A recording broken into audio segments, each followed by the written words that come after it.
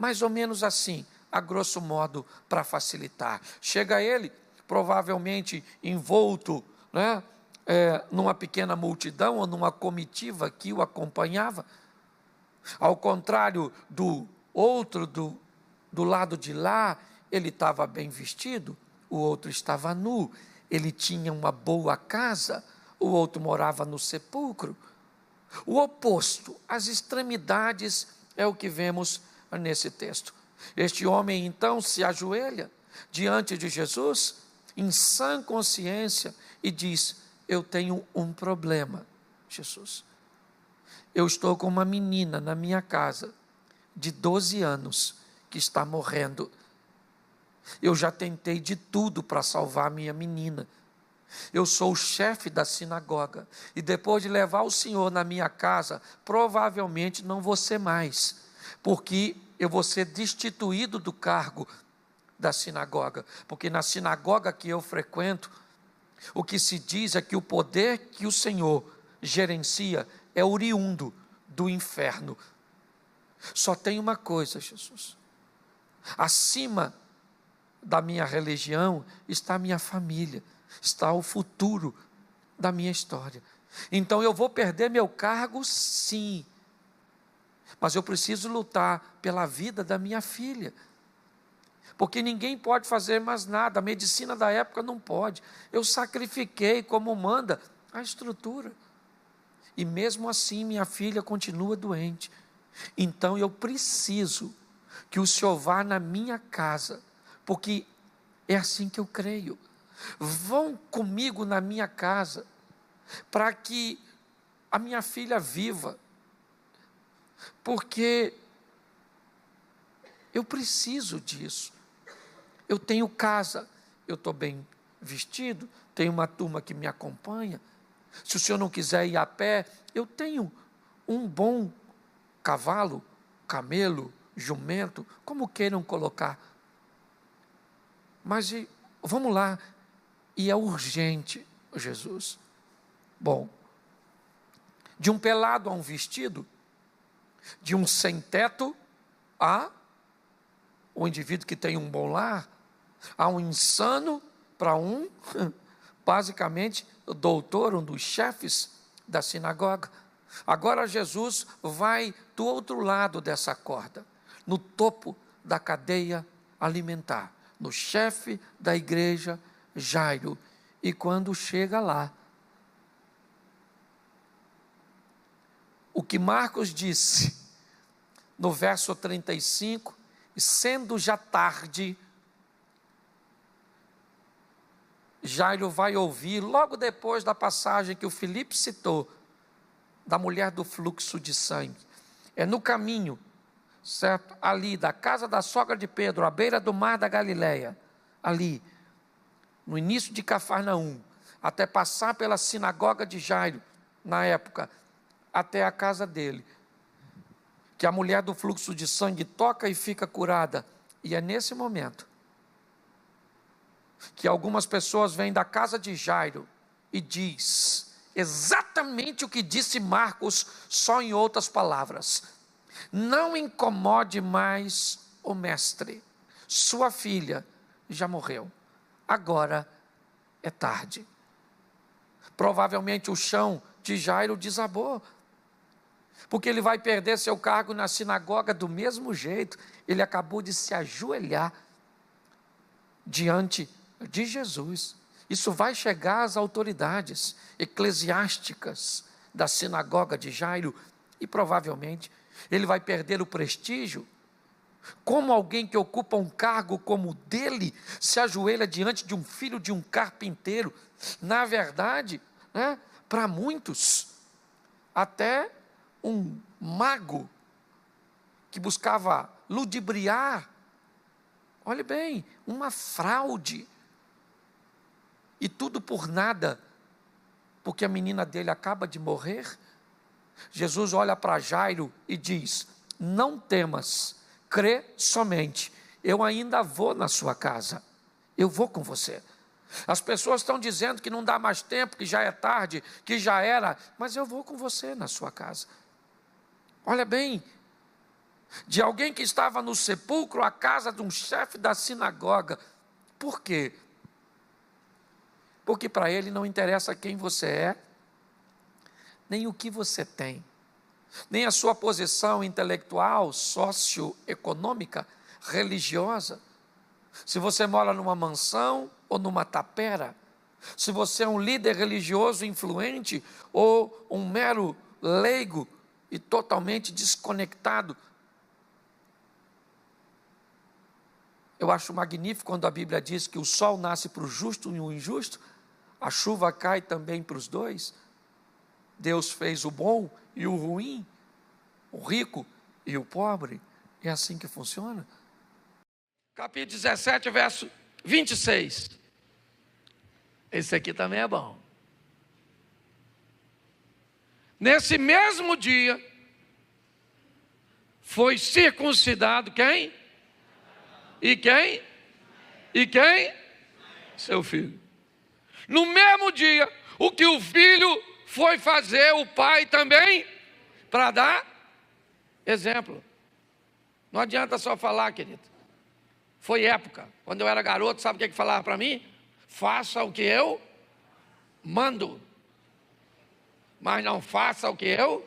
Levei uma surra do meu irmão, porque fumei. E caí na besteira de falar com ele. Você também fuma? Ele pisou no meu pescoço, no sofá. Fala de novo que eu fumo. Fumo com meu dinheiro, você tem dinheiro? E a minha vontade é falar, tira o pé que eu falo. Com o pé. Era violência doméstica? Pois é, meu. Primeira vara da infância e juventude que eu conheci, de goiaba. Desse tamanho assim, ó. Batia na gente. Quem aqui apanhou, levanta a mão. Louvado seja Deus pelas surras. Nunca matou ninguém. Não estou falando de violência doméstica, estou falando de surra. Estou falando de espancar filho, não. Não é disso, não. Tem uma surra que eu até sinto, às vezes, saudade, não tem? Aqui é a mais leve. Certo? Então, presta atenção. Exemplo, pai. Obrigado. Exemplo. Pai tem que ser exemplo, querido. Está aí, ó, no mesmo dia que o Abraão, o Ismael poderia perguntar, que negócio de circuncidar? Ô menino, seu pai faz, você faz também. Vamos embora, está todo mundo fazendo, os homens tudo, vamos embora. Eu acho isso extraordinário. Abraão era alguém que dava exemplo. Capítulo 21, verso 14. Preste atenção.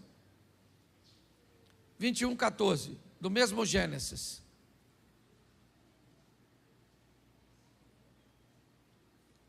Então se levantou Abraão pela manhã, de madrugada, tomou o pão num odre de água e os deu a Agar, pondo-os sobre o seu. Também lhe deu o menino e despediu-a. Ela foi-se andando errante no deserto de Berseba. Preste atenção nesse texto aqui, porque para mim, eu vou dar a minha opinião.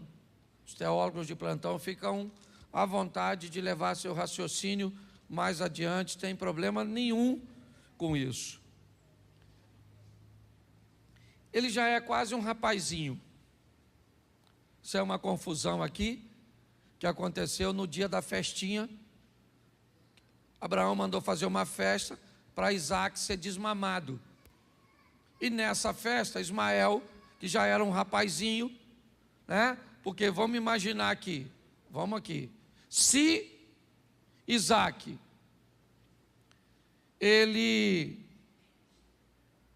nasceu quando Abraão tinha 100 anos, e Ismael nasceu quando Isaac, ou quando Abraão tinha 86, quando Isaac nasce, Abraão tem quantos anos aproximadamente? 14. Vamos dizer que a criança fosse desmamada com 5, 6 anos, nessa época, que as mães não tinham naquela época a preocupação de ficar com o peitinho mole, com estria. É porque hoje a criança nasce hoje, mama 3 dias, A mãe já põe lá logo. Aliás, criança de rico hoje tem até negócio de lactose. Criança de pobre tem alergia à fome.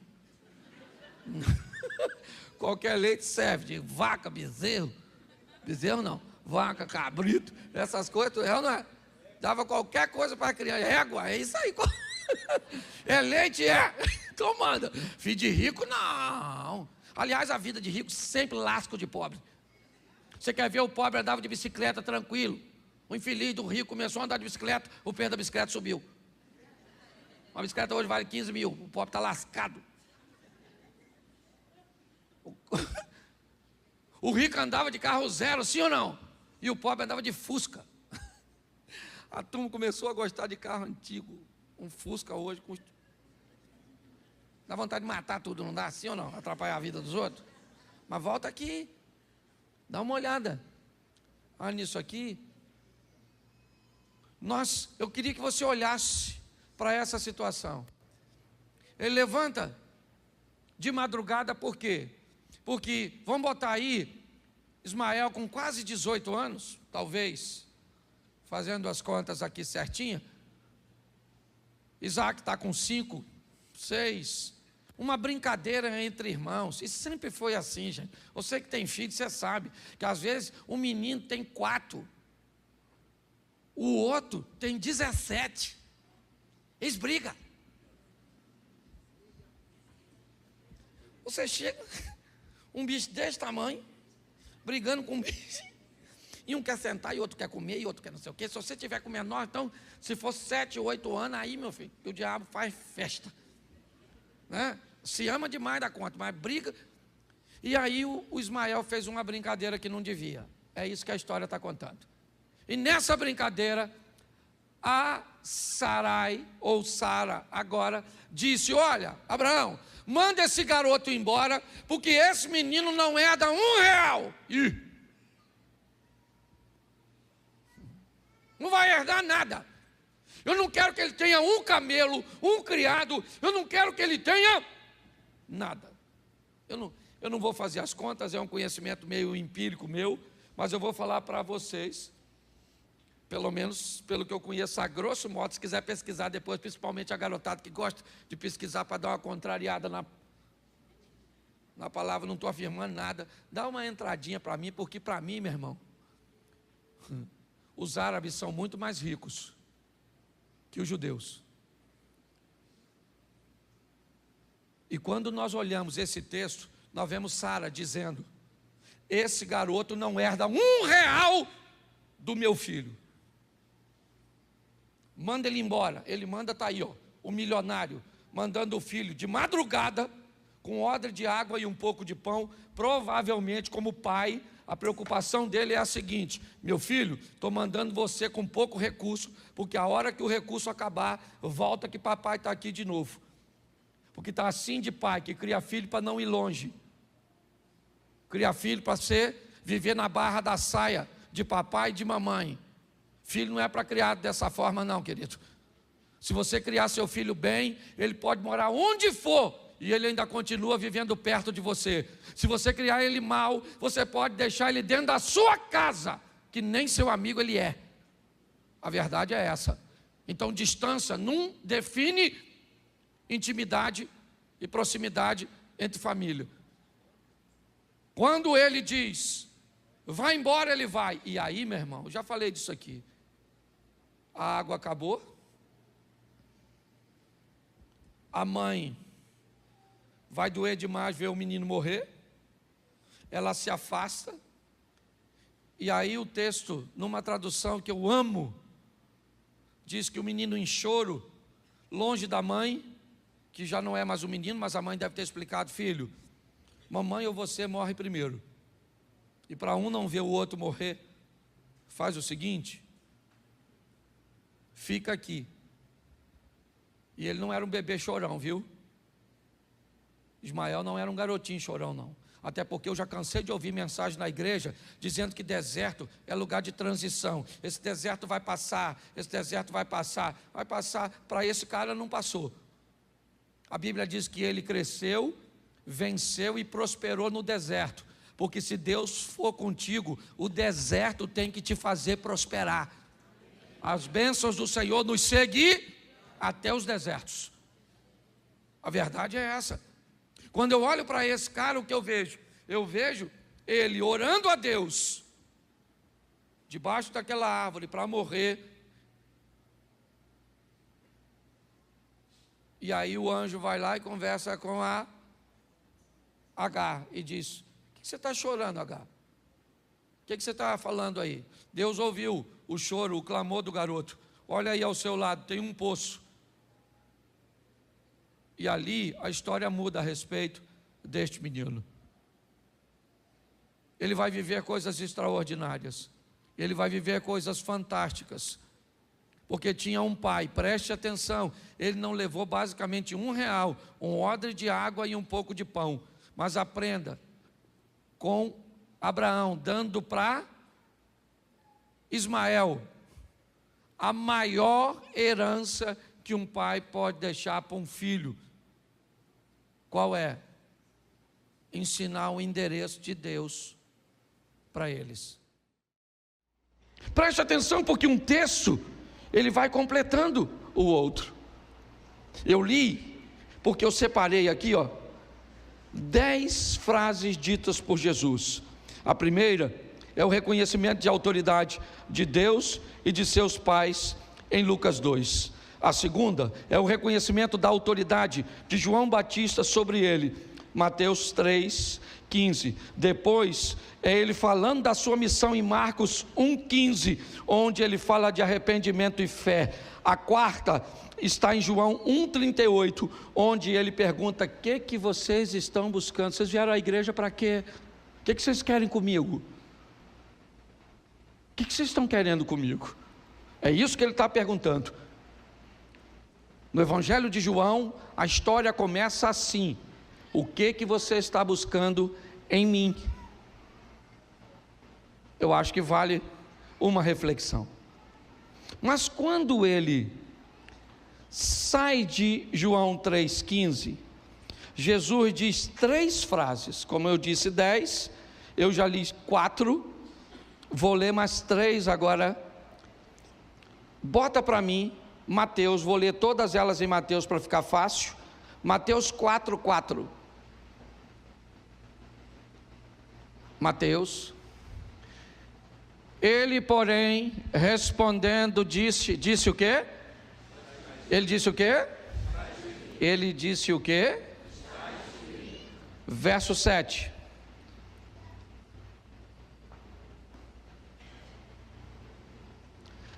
Disse-lhe Jesus também: está? Ok. Verso de número 10. Põe o 10, por favor. Então, disse-lhe, preste atenção, na minha Bíblia, e na sua, se você tiver, aqui então, disse-lhe Jesus, está escrito de preto, ok? Ele começa a falar agora: vai-te, Satanás, porque está, preste atenção no que eu vou lhe dizer agora. As primeiras frases ditas por Jesus refere-se a reconhecimento de autoridade. A segunda frase de Jesus, que eu citei para você, fala de sua missão e do que é necessário. Mas agora Jesus vai falar algo muito importante. 3 vezes ele diz: está escrito, está escrito, está escrito.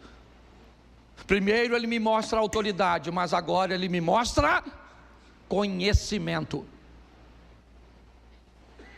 As 3 frases ditas por Jesus agora são para combater uma coisa, sabe o que? A Bíblia. As 3 frases que Jesus está usando da Bíblia é para combater a própria Bíblia. Ué, pastor, você ficou louco? Não. Jesus está me mostrando agora que se eu quero ser bem sucedido, eu tenho que conhecer tanto a verdade, que se alguém me contar essa verdade de uma forma, equivocada, eu sou capaz de identificá-la. Sabe qual é o problema nosso? Ou da grande maioria, nós conhecemos o evangelho que os outros leram. Alguém leu, veio aqui, falou, e você nem sequer conferiu. Preste atenção, 3 versículos agora. Jesus está sendo tentado por Satanás. É uma guerra de conhecimento. Os dois conhecem muito a Bíblia, sim ou não? A diferença é que um conhece e o outro é. E aí eu pergunto a você, está lá Jesus e Satanás no deserto, sim ou não? Sim ou não? Isso. Satanás é um ser humano ou ele é um espírito? Ser humano ou espírito? Jesus é um ser humano ou um espírito? Jesus é um ser Então Jesus é um humano conversando com um ser espiritual, se é que eu posso chamar celestial. Tá certo? Sim ou não? Qual é a diferença entre os dois?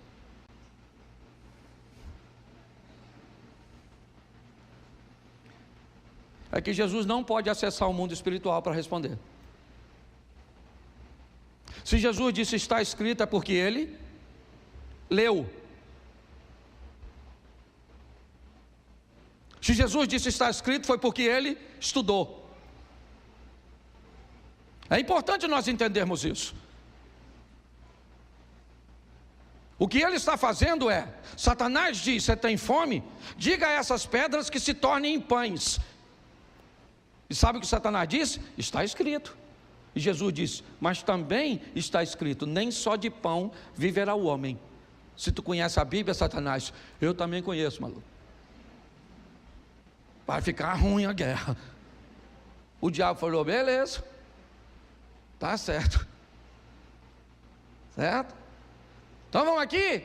Por que você não se joga do pináculo do templo? Porque está escrito lá na Bíblia que o Senhor Deus dará ordem aos seus anjos a seu.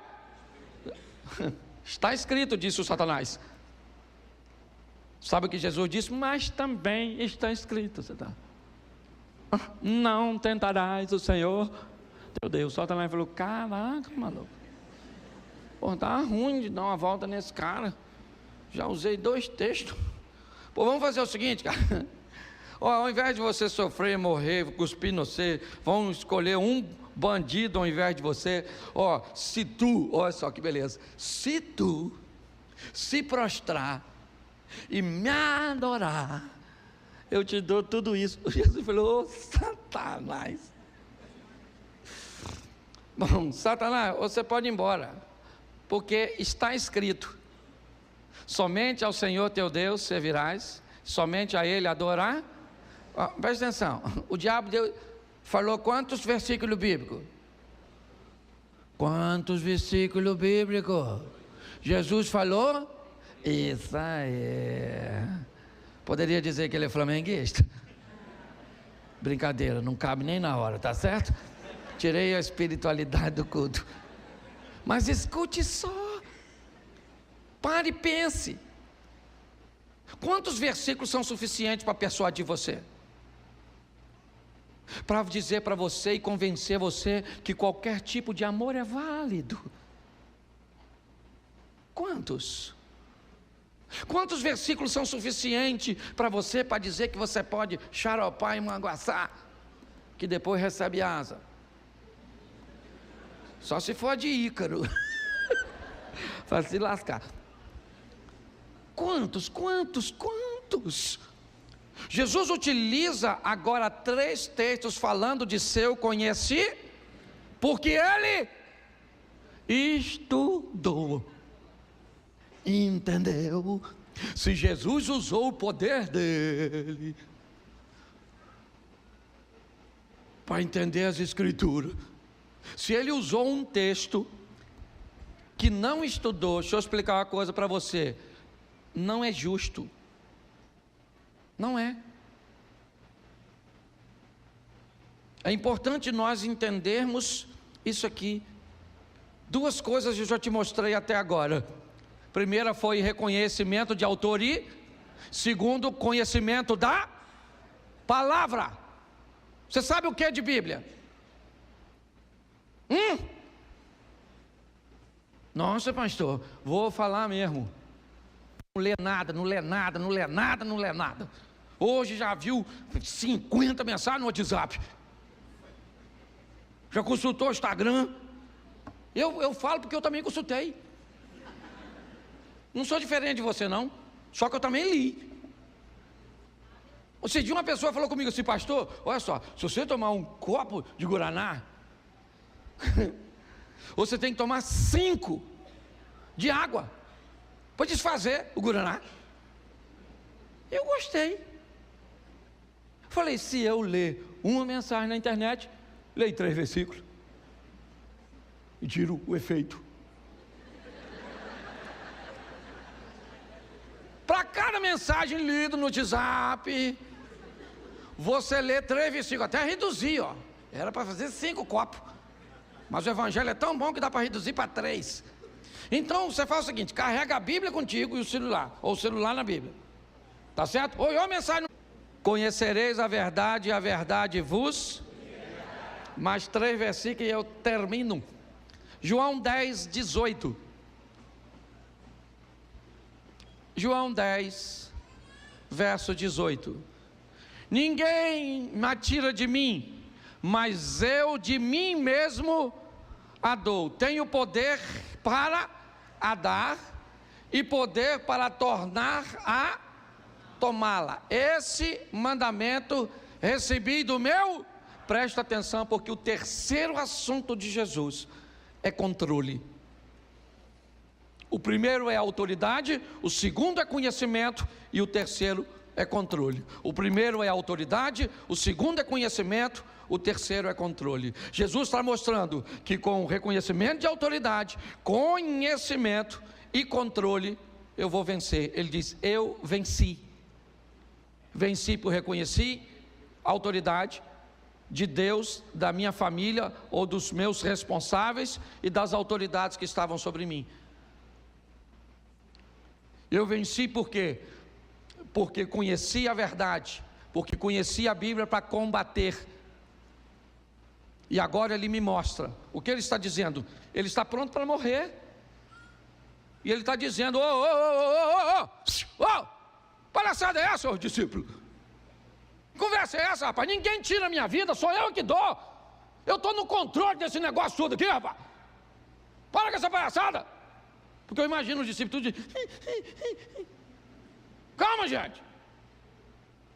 Estou entregando e já eu tomo de volta. E aí eu vou voltar aqui num corpo ressurreto, ninguém me mata mais. Controle, controle, controle. João 19, 11. Põe aí, 19, 11, irmão. Isso. Respondeu Jesus. O que ele está dizendo?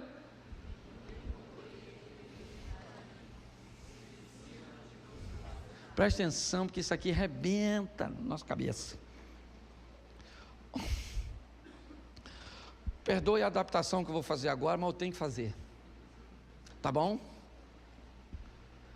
Deixa que eu leio para não ofender ninguém. Lula: nenhum poder terias contra mim se de cima não tivesse dado. Bolsonaro: nenhum poder teria contra mim se de cima não te fosse dado. Papai e mamãe: nenhum poder teria contra mim. Deixa eu falar uma coisa para você. Jesus está dizendo o seguinte para Pôncio Pilatos. Pilatinho, sabe o que Pilato falou para Jesus? Encheu o peitinho. Ele falou: ô Nazareno, estão querendo lascar você. E aqui nessa jossa quem manda sou eu. Fala comigo agora, ô Nazareno, porque eu livro você da morte. Eu sou Pôncio Pilatos.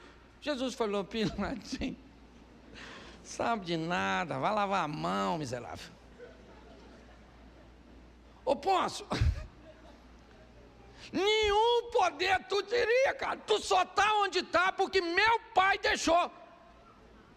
Sabe o que Jesus está dizendo? Ô camarada, quem está no controle de tudo aqui sou eu. Sabe o que ele disse? É-me dado todo o poder no céu e eu acabo com isso tudo agora, rapaz. Oh, as pink cérebro, meu Deus do céu, querendo dominar o mundo? Jesus está dizendo, eu faço o que eu quiser. Ninguém. Agora, deixa eu te dar uma notícia agora ruim também, que hoje eu vim para dar uma notícia ruim. Você sabe por que tem gente ruim no poder? E Deus permite que elas estejam lá? Porque alguém tem que estar. Alguém tem que estar no poder, sim ou não? Você quer? Então não reclama de quem está. Entendeu? Tem lugar que não era para o outro estar lá, era para tu. Mas tu não quer estudar, tu não quer trabalhar, tu não quer se dispor, tu não quer fazer nada. Aí fica reclamando do outro que está lá. Alguém vai ter que ocupar o lugar, querido. Entendeu? Acabou. Eu já tive aqui gente, certo, que entrou aqui e falou, pastor, feliz ao nosso partido, eu vou financiar uma campanha para o senhor, a senador, aqui dentro desse estabelecimento. Eu olhei para ele e falei, querido, você acha que eu sou pastor, eu sou sacerdote, eu sou político? Ele me olhou assim meio sem graça, falou, eu acho que o senhor é sacerdote. Falei, então vamos tomar um café. Então eu posso reclamar do senador? O Rio de Janeiro está lá representado por Romário. Porque nós estamos precisando de uns gols no Senado. Mas por que você acha que ele ganhou para senador? Porque jogou nos 3 grandes do Rio e construiu um nome, sim ou não? Então, eu não reclamo, só oro, Senhor. Essa dele bateu na trave. Não é verdade? Eu oro, porque você está rindo, mas o assunto é sério. O que Jesus está mostrando aqui é o seguinte: eu estou no controle. Ele disse a Pôncio Pilatos: ninguém, certo? Ou nenhum poder terias contra mim se de cima te não fosse isso aí. E aí? Seu pai não teria poder nenhum. Você teria nascido no outro canto. Aliás, você nem teria nascido se você não gosta do seu pai e da sua mãe. Botaram você numa chocadeira assim e você nascia naturalmente, do nada. Ninguém. Mas você só vai conseguir entender isso quando você reconhecer a sua identidade de fato. O último texto que eu vou usar aqui é o último texto dito por Jesus, certo? No Evangelho de Marcos, capítulo 16, verso 16. Ele já está indo embora, certo? Preste atenção no que ele diz. Quem crer e for, será, mas quem não, será. Verso 17. Estes sinais seguirão aos que, em meu nome, falarão novas. Vamos lá, bota o 18. Pegarão nas serpentes, certo? E se alguma coisa, e se beberem alguma coisa mortífera, não lhes farás dano. E imporão as mãos sobre os enfermos e os... Verso seguinte. Ora, o Senhor, depois de ter falado, foi recebido ao céu, assentou-se e está esperando para encontrar comigo e com você. 3 coisas eu quero que você guarde na sua mente. A primeira delas aqui, reconheça a autoridade. A segunda, tenha conhecimento da palavra. A terceira, assuma o controle. Pare de deixar as coisas que estão ao seu redor te controlar. Quando você tiver reconhecimento de autoridade, conhecimento e controle, você vai descobrir que a sua vida vai ser um sucesso, como a de Jesus também foi.